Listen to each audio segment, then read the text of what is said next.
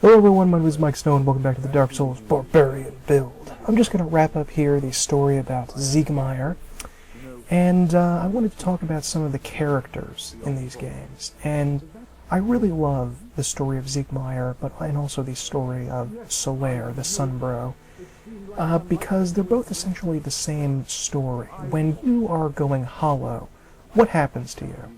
Well, what that means is that essentially you're no longer able to continue along the path of struggling with life. And, everyone has to have a goal or a dream or some sort of thing that they think is their destiny to do. And when you go hollow, that means you're no longer able to continue with the rough brutishness of everyday life, and instead you've sort of given up and are, just finally go crazy and become a mindless being who doesn't really have any kind of purpose whatsoever. They just sort of wander out into the world and don't really do anything at all. And something that really happens with Solaire, the Sunbro, and with Siegmeyer as well, is that the purpose of these characters is that they're trying to find meaning. They're trying to find something to make themselves feel important. Siegmeyer is the victory master.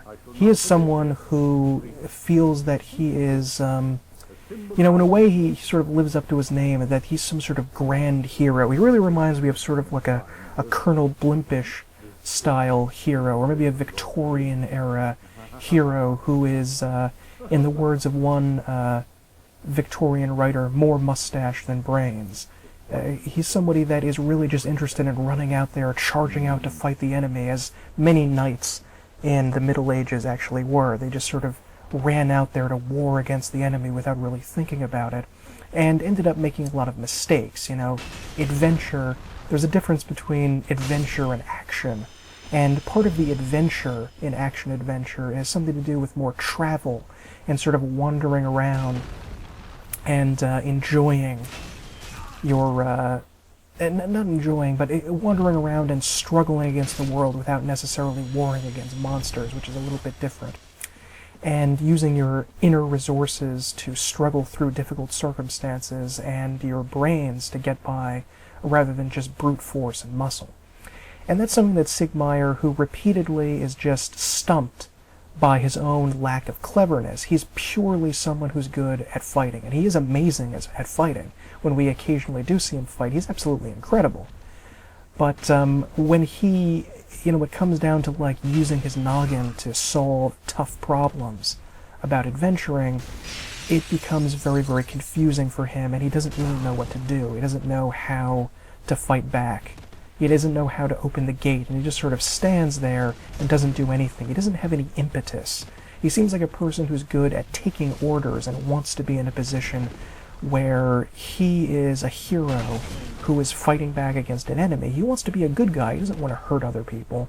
But he's not really capable of doing that without being told to do it, because he's not really smart enough to work on his own without a sort of clear, direct instruction and help from others. It's almost like what would happen if a character from Dungeons & Dragons, who needs the help of a party in order to do things, gets thrown into the very solitary world of Dark Souls.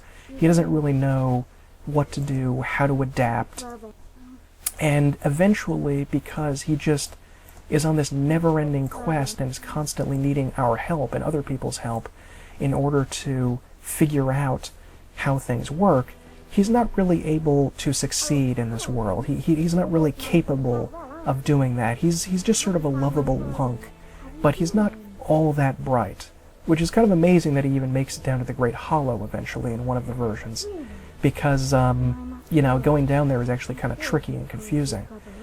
But he probably goes crazy because he's just not able to be the hero that he wants to be, and he feels that people do look at him as something like a fool.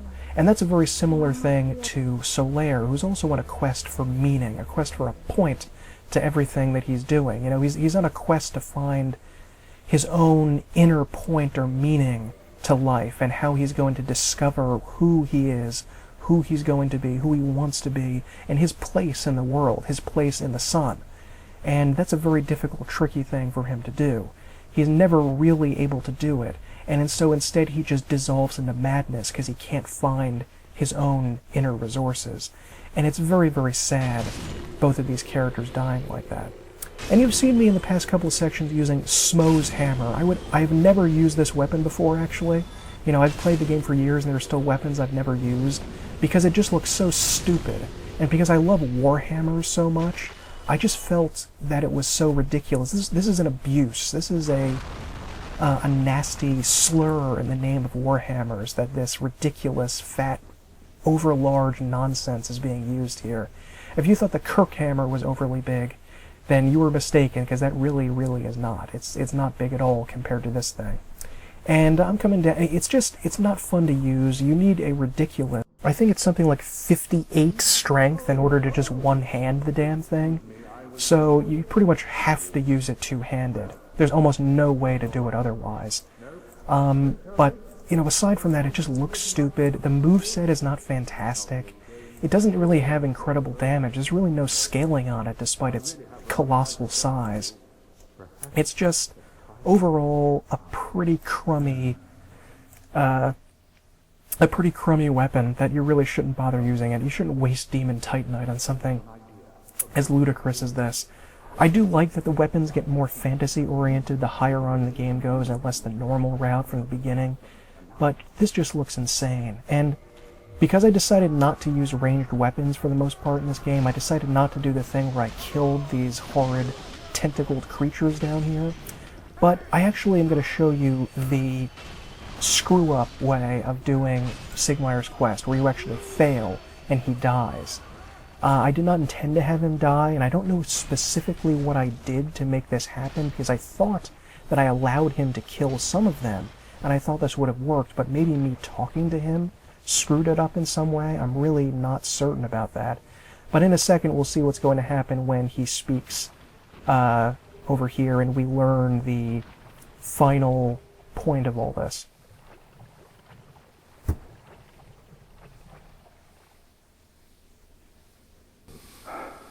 Why, you! Didn't you get away? Well, you saved me once again. Dear me, what can I say? I have failed you. My dear little...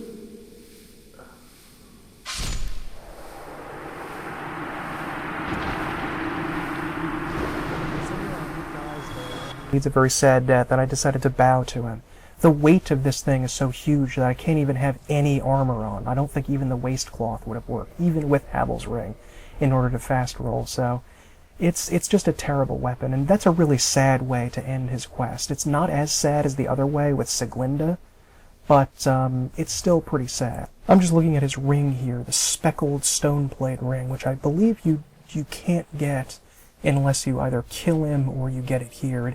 It just provides a very minor boost to your fire, lightning, and magic defense, and it's kind of a neat little thing because it's sort of a precious little item. You know, it feels like it's something that's bursting forth with sentimental value, but no real value, because you can't really use this as a proper ring. There's no point to it. It doesn't really do very much at all to bother having it take up a ring slot.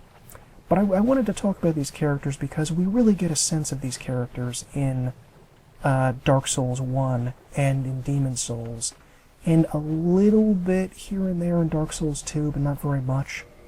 But in Bloodborne, I saw virtually nothing. I disliked almost all of the characters in Bloodborne. I can't think of one character that I went, wow, this is a good character, at all. I mean, we have the creepy guy that grinds that vampire woman into paste, and ooh, that's nice. Dr. Yosefka is obviously evil. The creepy blind monster thing in the Urden Chapel is not very friendly. I mean, she's friendly, but there's kind of nothing very interesting about it. And the other people we meet there are either, sort of middle of the road or outright unpleasant. I think he's called like the bigoted man or the prejudiced man, I think. That guy that hates you and doesn't like you.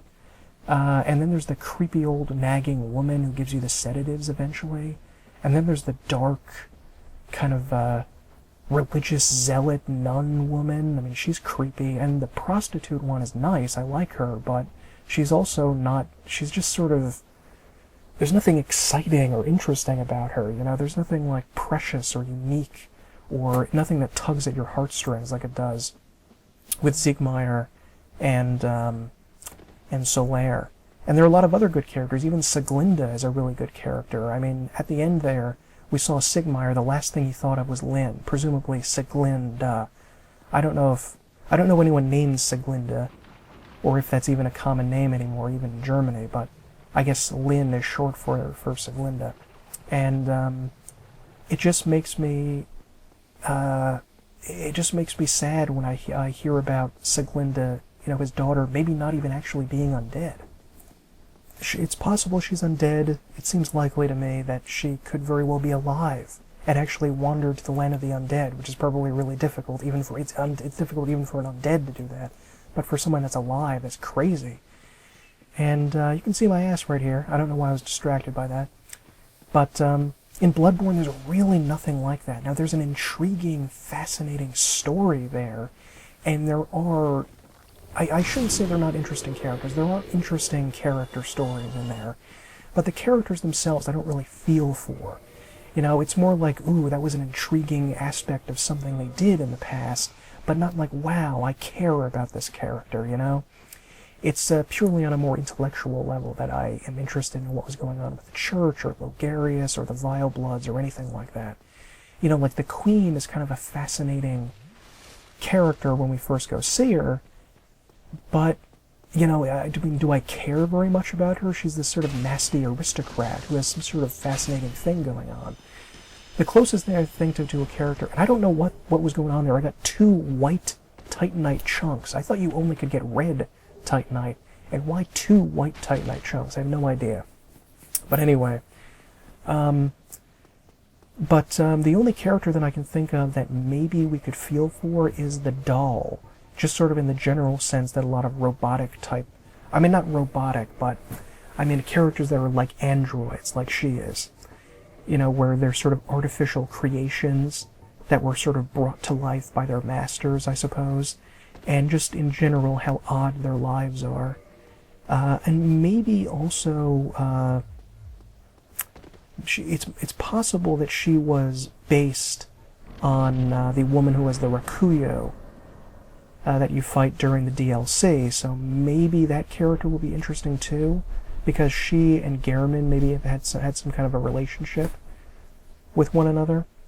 But other than that, really nothing. And here we go to what is the most hated boss in all of the Souls games. It should be. It's terrible. Even the game designers have apologized for it. I hope they hung their heads in shame when this came out. When this, you know, was realized how terrible this is. The Bed of Chaos, it's bizarre the way it looks, because, you know, remember I said in another episode with the Demon Ruins that some sort of tree creature was created through the chaos, which I don't understand how that happened. Was there some sort of... I mean, it just doesn't seem like that element was here with the fire, and how can the tree exist burning next to this... I don't know, lava spirit or something? I mean, how can it exist like that? And it seems almost contained or controlled by the tree, but the tree is moving, so it seems alive and directed by the Bed of Chaos itself.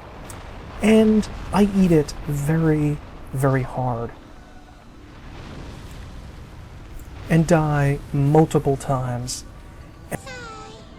And I know that I began this by saying that I would not be using a shield of any kind during this, but I eventually broke down and just said, look, if I'm not using a ranged attack, and I'm not using a shield, and I only have 20 vitality, I'm going to have to do something. I'm going to have to do something. I'm going to have to go ahead and just use the Black Knight shield here to try to defend myself. This boss is so horrible, and the run back, well, it's not extreme, is not very good at all. It's really, really unpleasantly obnoxious. the whole boss room doesn't look bad, but I would, the fact that they just they cheap out by forcing you to leap into these pits all around here. The whole thing is just a big pile of crap. You can't really stand anywhere. There's not really a whole lot that you can do. So, I decided that I just couldn't take it anymore and I had to go on the other side. I'm assuming that either the Witch of Izalith was the witch outside of here that we killed near Knight Kirk, or this creature is what the Witch of Izalith transformed into somehow. It almost seems like we're waking this fiery creature up, or releasing it from prison when we're doing all this. It doesn't really seem like we're hurting it. And this thing, you can't jump over it.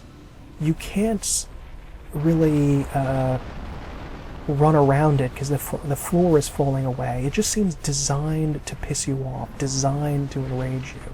It almost looks like those are letters on this weird sphere surrounding everything here. I almost imagine it was like some sort of magical warding spell that was put around it here.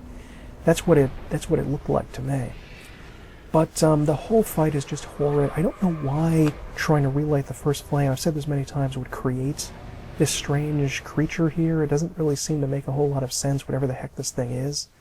But playing as a barbarian in this section is not all that fun, because it's almost like they very, very lazily realized at the end that, wait a minute, this whole thing we were trying to do by making the game, we made this whole level really, really lazily and boring and not hard at all, and so we have to compensate for it by making the boss outrageously difficult. And that makes it even more enraging. Not that they just, made a bad boss on a good level, but they seem to make a bad boss almost to compensate for having a shitty level. And this thing will die no matter what you hit it with. You can hit it with, see, just your bare fist there, and it pretty much instantly dies. There's nothing you can do. And I guess the Lord Soul here is the life soul, maybe? I'm not sure about that. But whatever it is, I will see you guys next time, and I'm sorry I had to break the rules by using a shield, but it was just too difficult for me. I had to use it.